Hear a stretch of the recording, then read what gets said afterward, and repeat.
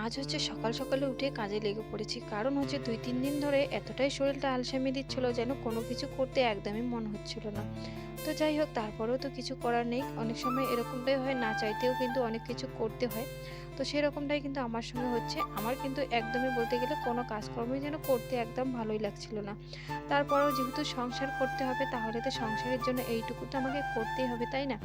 আর এই সংসার জীবনে সুখী থাকার জন্য যদি এইটুকু করতেই না পারি তাহলে আর কি করব বলো? তো এই যে আমি হচ্ছে এখানে সকাল সকালে উঠেই হচ্ছে বাসি কাজকর্মগুলোই সেরে নিচ্ছিলাম। তার মাঝখানেই কিন্তু হচ্ছে এদিকে ভাবলাম যে কি বানাবো বা কি বানাবো না এসব ভাবনা চিন্তা করতে করতেই যেন অনেকটা সময় আমার আর্ধেকটা সময় যেন কেটে যায়। তো যাই হোক ফাইনালি ওইদিকে চা নাস্তাটাও সেরে নেওয়া হয়ে গিয়েছে। আর ওইদিকে হচ্ছে এখন বাসনপত্র এইসব ধোয়া মোছা করছিলাম। আর চুলাটাও অনেকটা বেশি নোংরা হয়ে গিয়েছিল, তাই ওটা পরিষ্কার করে নেওয়ার পর কিন্তু রান্না বান্নার কাজে লেগে পড়েছি। দুপুরবেলা রান্না করব। তো আজকে হচ্ছে মাছ নিয়ে এসেছিল রাত্রেবেলা হাসবেন্ড, তো সেই মাছটাই রান্না করে নিলাম। আর এদিকে ভাতটাও রান্না